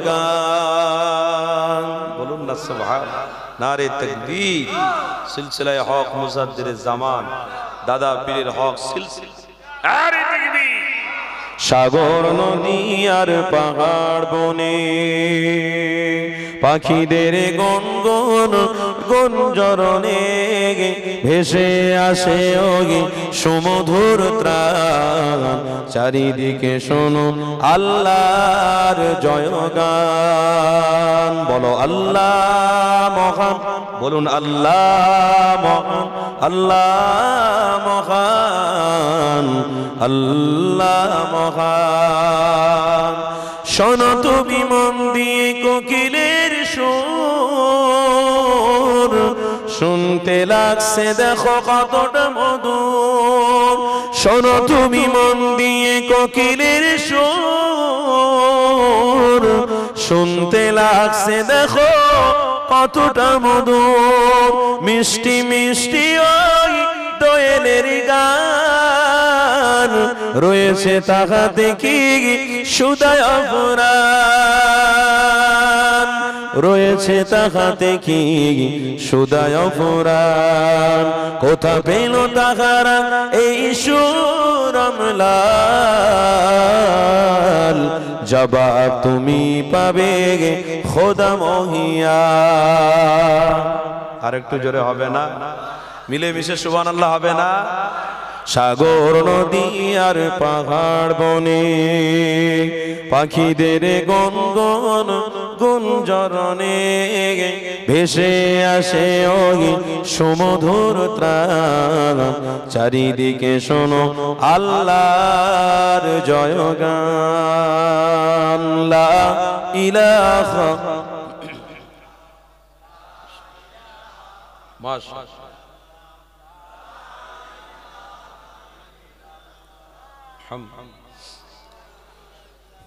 বলুন হাসবি রব্বি জাল্লাল্লাহ মা ফি কলবি গায়রুল্লাহ নূর মুহাম্মদ সাল্লাল্লাহ লা ইলাহা ইল্লাল্লাহ লা ইলাহা ইল্লাল্লাহ লা ইলাহা ইল্লাল্লাহ লা ইলাহা ইল্লাল্লাহ লা ইলাহা ইল্লাল্লাহ মুহাম্মাদুর রাসূলুল্লাহ আল্লাহুম্মা সাল্লি আলা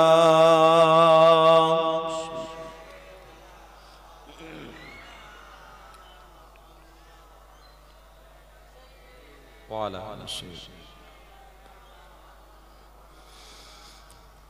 وقال الله تعالى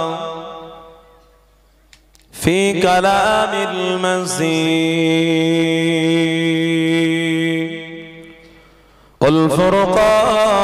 والفرقان الحميد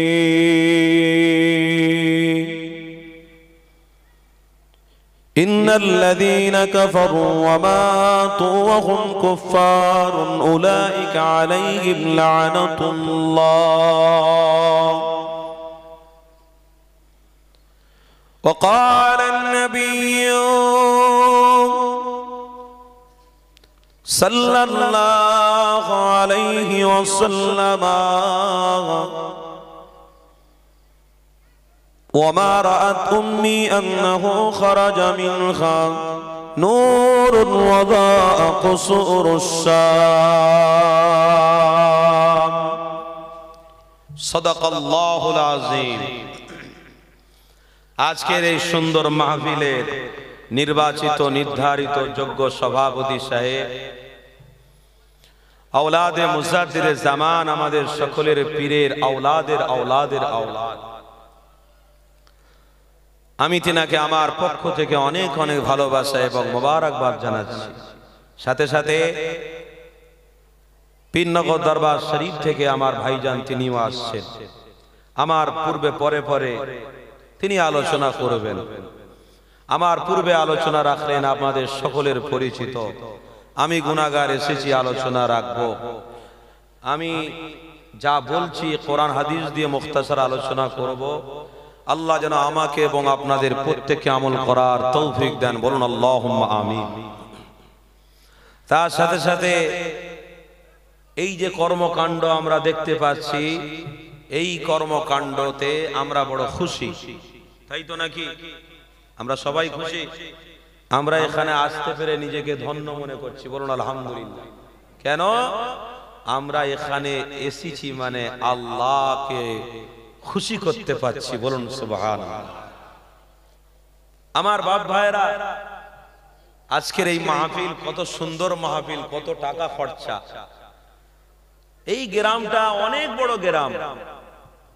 যদি এই মাহফিলটা আল্লাহ তার রসুলকে খুশি করার জন্য হতো, এই গ্রামে প্রত্যেকটা বাড়ি থেকে দুটো করে মানুষ যদি আসতো, এই যে মাহফিলটা আমরা দেখতে পাচ্ছি দু ডবল করতে হতো। যদি হাকিকাতে তারা আল্লাহ তার রসুলকে প্রেম করত। কিন্তু আমরা সমাজে কি দেখছি? হাকিকাতে মাহফিল বাড়ছে, হাকিকাতে মাদ্রাসা মসজিদ, হ্যাঁ লোক সংখ্যা বেড়েছে, ওগুলো বাড়ার দরকার আছে, বাড়ুক, কোনো অসুবিধে নেই।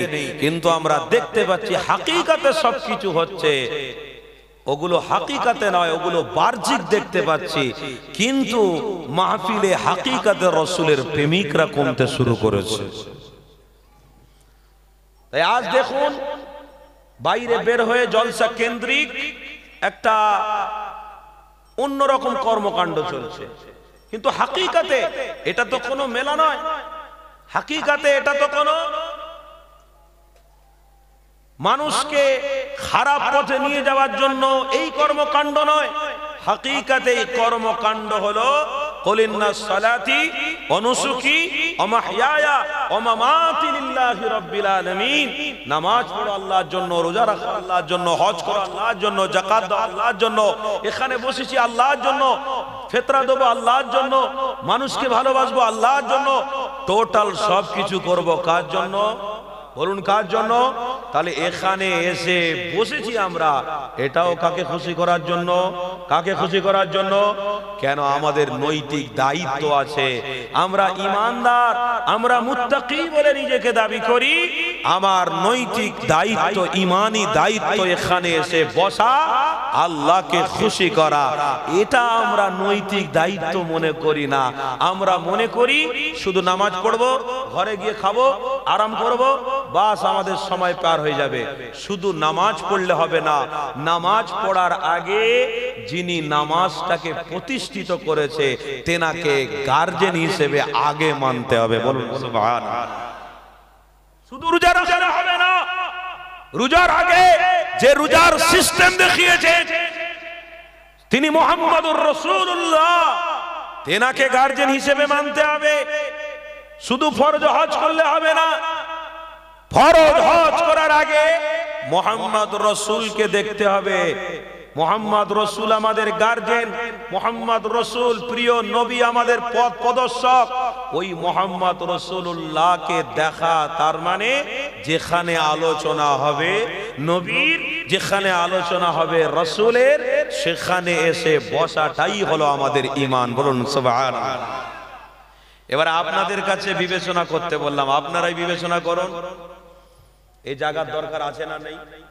বলুন বলুন, এই জায়গার দরকার যেখানে বসে আছেন এর প্রয়োজন আছে না নেই? পুরো পশ্চিম বাংলায় ঘুরছি, কিছু কিছু জায়গায় গিয়ে দেখছি বলছে মাহফিল গুলো বন্ধ করে দিতে হবে। কথার কথা বলছে, মানে আমাদেরকে বলছে, কি বলছে? হুজুর চাঁদা দিচ্ছে না, এটা নয় ওটা নয়, মাহফিল গুলোকে হুজুর বন্ধ করে দিতে হবে। আগামীকালকে গিয়েছিলাম, বলে হুজুর কেউ হ্যান্ডেল ধরছে না, আমরা দুজন মিলে মাহফিল করেছি, বলছে আমাকে।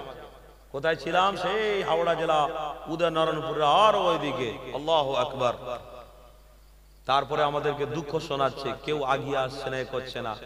আমি তখন একটাই কথা বললাম, বাবা আজ থেকে কম বেশি 1400-1450 বছর আগে নূর নবী, দয়ার নবী, হাবিবে পেয়ারা হুজুর চেষ্টা করেছিল, কিন্তু অনেকে আমার রাসূলুল্লাহর বিরোধিতাও করেছে। কেন বিরোধী করা তো স্বাভাবিক, কেননা মোহাম্মদ রসুল তো মানুষকে বাঁচানোর জন্য রাস্তা দেখাচ্ছে। কি গো, শুনছেন তো আপনারা? মোহাম্মদ রসুল তো হাকিকাতের রাস্তা বাঁচানোর জন্য দেখিয়েছে। তাহলে হাকিকাতে যে রাস্তা আমার রসুল দেখিয়েছে, ওই রাস্তার কাঁটা হয়ে তো এক শ্রেণী দাঁড়াবে, তাদের ঘরেও আমার আল্লাহ মোহাম্মদ রসুলকে জানিয়ে দিয়ে প্রকাশ করে দিতে বলেছে, সাবধান হতে বলবেন হাবিব। তারা আদম আলাইহিস সালাতু ওয়াস সালাম থেকে বিরোধী করে আসছে, মোহাম্মদ রসুল পর্যন্ত বিরোধী করেছে। যারা মোহাম্মদ রসুলের অনুসারী হবে তাদের ঘরেও তারা বিরোধী করবে।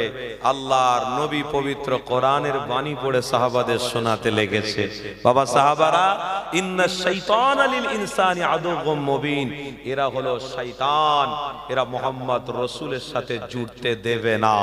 এই শয়তান মোহাম্মদ রসুলুল্লাহর সাথে যদি জুড়তে দেয়, তাহলে তো শয়তানের হিসাব মাফ হয়ে যাবে, তারাও জান্নাতি হবে। কিন্তু না, আল্লাহ দুজনকে পাঠিয়েছে, দুজনকে। কতজনকে? দুজনকে পাঠিয়েছে। ওমা খালাকতুল জিন্না ওয়াল ইনসা ইল্লা লিয়াবুদুন, আল্লাহর ইবাদতের জন্য দুইকে পাঠিয়েছে।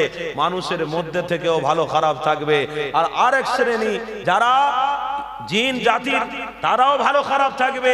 এই দুই জাতির হিসাব হবে, কে জান্নাতে যাবে কে জাহান্নামে যাবে। লড়াই তো বাপ আদম আলাইহিস সালাতু ওয়াস সালাম থেকে শুরু হয়েছে, আজও লড়াই চলছে তাদের বিরুদ্ধে। তাহলে আমরা লড়াইয়ে সাকসেসফুল হলে মুহাম্মদ রাসূলের সাথী হয়ে জান্নাতে যেতে পারবো। বলুন সুবহানাল্লাহ, আরো জোরে বলুন। তাহলে এই লড়াই দরকার আছে না নেই? বলুন, এটা ঈমানি লড়াই দরকার আছে না নেই? এই ঈমানটাকে টিকিয়ে রাখার জন্য লড়াই আজ থেকে নয়, শত শত বছর আগে থেকে হয়ে আসছে, আজও হবে। তাহলে মাহফিল করতে গিয়ে যদি কেউ আসে না আসে, এতে দুঃখ করার কোনো দরকার নেই। এতে মনে করতে হবে, আমার উপরে যত চাপ আসবে বা আমার বিরোধী যত হবে, আমার ঈমান তত মজবুত হবে। বলুন সুবহানাল্লাহ। কেননা আজ থেকে 1000 বছর আগে আল্লাহ নবী দয়া নবী আমার মসজিদে নববী শরীফে রয়েছে। সমস্ত সাহাবারা সবাই মিলে আমার রাসূলুল্লাহর সামনে রয়েছে। আল্লাহ নবী আমার সেই সময় সাহাবাদের ঘরে কি বলেছিল, আল্লাহ নবী কি বলেছিল শুনে নেন। নবী আমার সেই সময় বলেছিলেন, বাবা সাহাবারা, আমি নবী, আমাকে তোমরা ভালোবাসো না অন্য কাউকে ভালোবাসো? আমার নবী তখন পরীক্ষা নিতে লেগেছে, আমার নবী তখন তাদের ঘরে বুঝাতে লেগেছে, তোমরা কতটা নবীকে ভালোবাসো। ওটার বিষয়ে আমি মুহাম্মদ আজ ক্লিয়ার করে দিতে চাই। ওই সময় নবী যখন সাহাবাদের ঘরে বলতে লেগেছে, বাবা সাহাবারা শুনে রেখে দাও, আমি নবী তোমাদেরকে জানিয়ে দিই, তোমরা কি মুহাম্মদ রাসূলের সাথী হতে চাও না তোমরা শয়তানের সাথী হতে চাও? ওই সময় হযরত ওমর ফারুক রাদিয়াল্লাহু তাআলা আনহু তিনি দাঁড়িয়ে গিয়ে আল্লাহ নবীকে বলেছিলেন, ইয়া রাসূলুল্লাহ হাবিবাল্লাহ, যার জন্য নিজের জানকে কুরবান করে দিতে চায়, যার জন্য আমার আব্বা আম্মা সবকে কুরবান করে দিতে পারি, তাকে দিলে বসিয়েছি, কোন দিনের জন্য ওই রাসূলকে ভুলবো না। আরো জোরে বলুন। হযরত ওমর ফারুক বলছেন, ইয়া রাসূলুল্লাহ হাবিবাল্লাহ, জীবনে ভুলবো না, ভুলতে পারবো না। কেন? যার সাথে যার প্রেম হয়, প্রেম কোনোদিন জুদা হয় না। কি গো, শুনছেন তো? আর হাকিকাতে মানুষ যদি আসল প্রেম করত, আল্লাহ তার রাসূলের সাথে এই মাহফিলগুলোতে লোক বিনা দাওয়াতে এসে বসে থাকতো, তাবারুকের ব্যবস্থা করতে হতো না। কিছু কিছু জায়গায় জলসায় গেলে চা দিতে হয়, বিস্কুট দিতে হয়, মেহমানদারি করতে হয়। খুব ভালো, মেহমানদারি করছেন, খুব ভালো। কি দরকার আছে মাহফিলে চা দেওয়া, মাহফিলে বিস্কুট দেওয়া? কি দরকার আছে তাবারুকের ব্যবস্থা করা? হ্যাঁ, এটা করা যায় যে মাহফিল শেষে মেহমানরা এসেছে তাবারুকে, ইমানি মাহফিলের, রসুলের মাহফিলের তাবারুকটাও হচ্ছে শ্রেষ্ঠ খাবার। বলুন সুবহানাল্লাহ। সেটা ঠিক আছে, আলহামদুলিল্লাহ। আমার পীর, আমার ইমামরা তেনারা করে গেছে, আমরা সেটাকে বহাল রেখেছি, করছি, আলহামদুলিল্লাহ। কিন্তু প্রশ্ন আমার এখানে, কেন এত তওয়াজ করতে হয়? ওই তখন তো তওয়াজ করতে হয় না, যখন একটা উলঙ্গ নারী জায়গায় দাঁড়িয়ে দাঁড়িয়ে ড্যান্স করে, হাজার হাজার মানুষ, কাদা বালি, ওখানে পানি পড়ে আছে, দাঁড়ানোর কোনো স্টেপ নেই, জায়গা নেই, দাঁড়িয়ে দাঁড়িয়ে দেখছে। জিজ্ঞাসা করা হচ্ছে কি দেখছো? বলে আমি যা দেখছি তুমি বুঝতে পারবে না। ও, এটার বেলা দাওয়াত দিতে হয় না, সব এসে যায়। আর ঈমান বাঁচাতে গিয়ে, মুহাম্মদ রাসূলের কথাকে শুনতে গিয়ে, নিজেরা জান্নাতের রাস্তা পথ ধরতে গিয়ে এখানে চায়ের ব্যবস্থা করতে হবে, বিস্কুটের ব্যবস্থা করতে হবে, পানির ব্যবস্থা করতে হবে, বিরিয়ানির ব্যবস্থা করতে হবে, এখানে সব করতে হবে। তাও দেখা যাবে অনেক মানুষের এর দিকে কোনো ভক্ষণ নেই, এর দিকে কোনো আগ্রসর নেই, এর দিকে আসার কোনো লাইন নেই। কেন? আজ আমরা তো এক শ্রেণীকে মোহাব্বত করে ফেলেছি। হাকিকতে যদি নবীকে মোহাব্বত করতাম তো এই মাহফিল গুলো আমাদের জন্য নাজাতের জরিয়া হয়ে যেত। বলুন সুবহানাল্লাহ। আজ দেখুন তো, আমার ঘরের ছেলেরা সব আজকের দিনে মোবাইলে উলঙ্গ নারীদের ছবি দেখছে। দেখুন, ঘরে ঘুরে ঘুরে দেখুন, রাস্তায় অনেক ছেলেরা এখনকার সময় এক্ষুনি গিয়ে দেখুন বড় বড় সব গুনায় লিপ্ত রয়েছে। আল্লাহু আকবার। আর এদিকে আমরা বাঁচানোর জন্য চেষ্টা করছি, আর আপনারা এসেছেন প্রেম করতে। আমার বাপ ভাইরা, একটু নবীর উপরে সালাম পড়বো, দাঁড়ানো যাবে? যাবে? মোহাম্মতে দাঁড়ান তো। ইয়া নবী সালাম।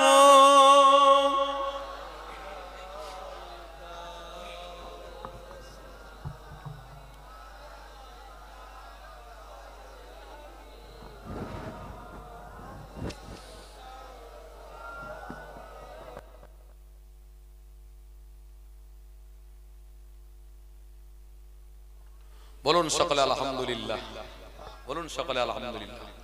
আমার পিছনের বাপেরা একটু সরে সরে আসুন না, মোহাব্বত তৈরি হবে। এই সামনে আসতে হবে না, পিছনের বাবুদের বলছি, আমার পিছনের বাবুরা যারা আছেন একটু গায়ে গায়ে ঠেকিয়ে দাঁড়ান।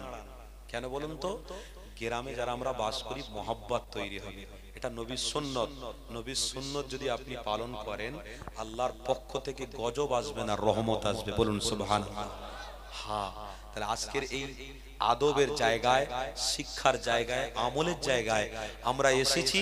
কোন রকম আমরা গজব নিয়ে আল্লাহকে না খুশি করে বাড়ি না ফিরি। আমরা খুশি করতে এসেছি আল্লাহকে। খুশি করতে গেলে মুহাম্মদ রাসূলুল্লাহকে প্রেম করতে হয়। তাই প্রেমের জায়গায় এসে আমরা ধন্য, আমরা গর্বিত, প্রেমের জায়গায় আসতে পেরেছি। আল্লাহর কাছে শুকরিয়া আদায় করি। বলুন আলহামদুলিল্লাহ। এক, আমরা রাসূলুল্লাহর উম্মত হয়ে জন্মেছি। দ্বিতীয় নম্বর, ইমানি মাহফিলে আসতে পেরেছি। তৃতীয় নম্বর হলো আমার রাসূলের উপরে সালাম দেওয়ার জন্য দাঁড়িয়ে পড়েছি। ভাগ্য কত ভালো বলুন তো আমাদের, আমার রাসূলের উপরে সালাম দিতে দাঁড়িয়েছি।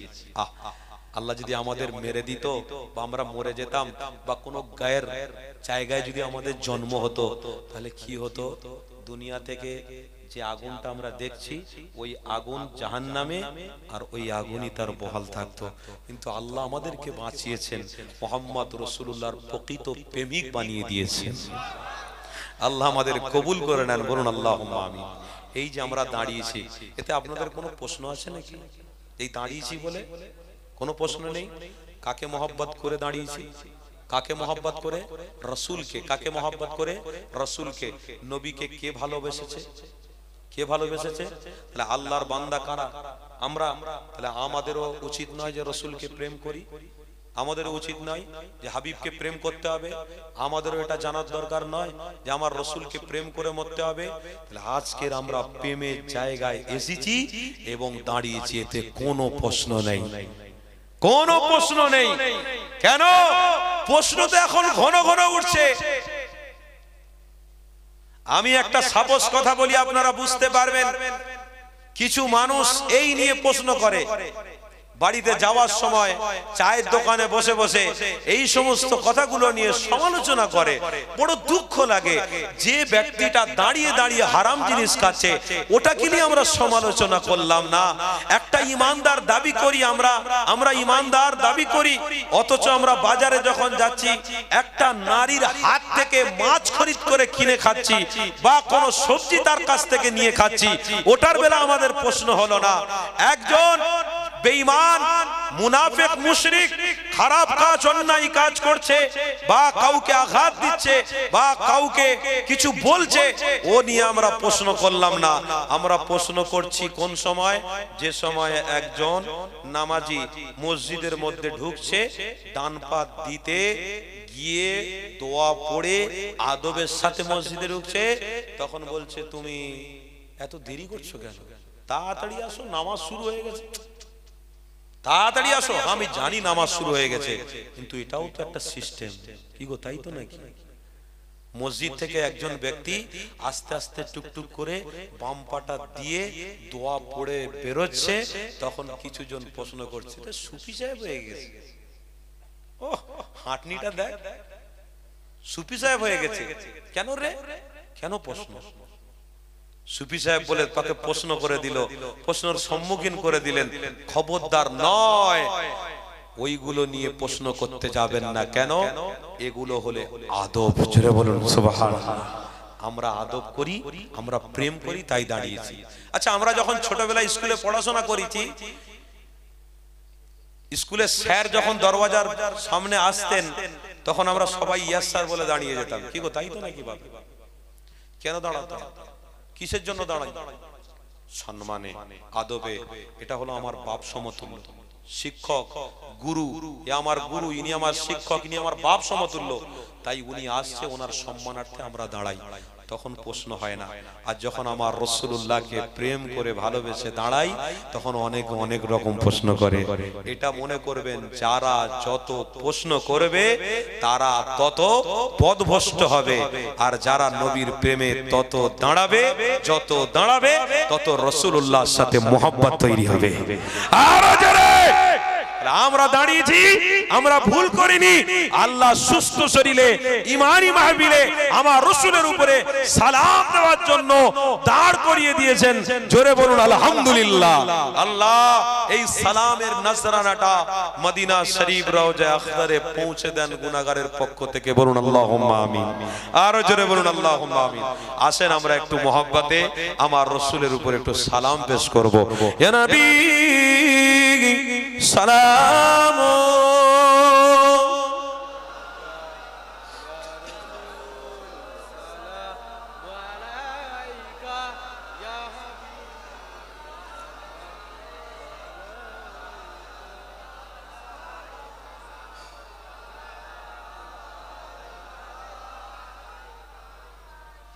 কঠিন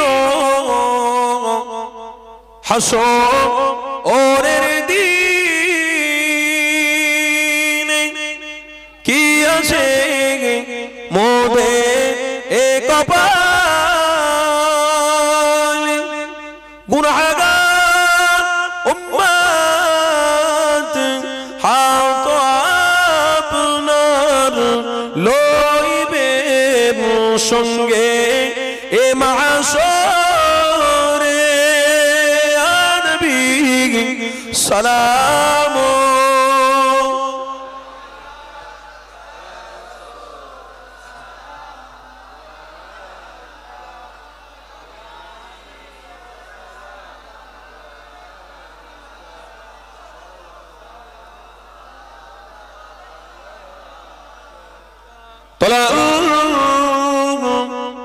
بدر علينا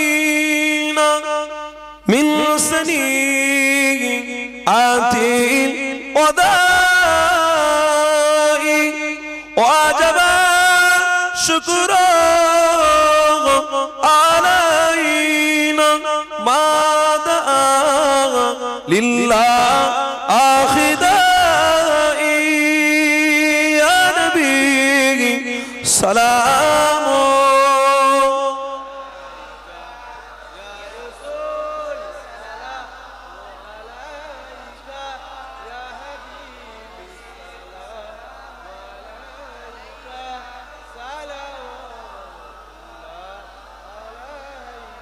Ya Nabi namo o piyara Ya Rasul namo o piyara Arsh par haq ne e fuqara Sach pe go bar hai e khabar سلام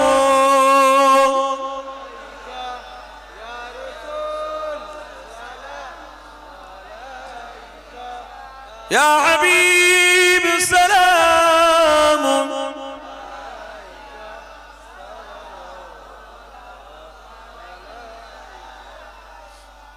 বলুন সকলে আলহামদুলিল্লাহ আর একটু জোরে হবে না আলহামদুলিল্লাহ সুস্থ শরীরে ঈমানি মাহফিলে আল্লাহ দাঁড় করিয়ে আমাদেরকে নবীর প্রতি সালামটাও আদায় করিয়ে নিলেন বলুন আলহামদুলিল্লাহ আমরা দাদা পীরকে ভালোবাসি আমার ভালো লাগে আমি দাদা পীরকে ভালোবাসি আমার ভালো লাগে নামাজের পরে একটু জিকির করতে আমি করি আমার ভালো লাগে নামাজের পরে একটু দরুদ শরীফ পড়তে আমি পড়ি আমার ভালো লাগে ঘুমানোর সময় একটু দরুদ পড়তে পড়তে ঘুমাই এটা আমার ভালো লাগে কি গো এটা কি খারাপ কাজ খারাপ কাজ আমরা দাদা পীরকে ভালোবাসি দাদা পীরকে মহব্বত করি এটা আমাদের কাছে কেউ যদি এসে বুঝিয়ে বলে দিও যায় তবুও কিন্তু আমরা এটাকে খারাপ নিতে পারবো না কেন দাদা হুজুর পীর কেবলা হলো হক সিলসিলাটাও কবুলিয়াত হক জোরে বলুন তাই আপনাদের ভালো লাগে দাদা পীরকে মহব্বত করেন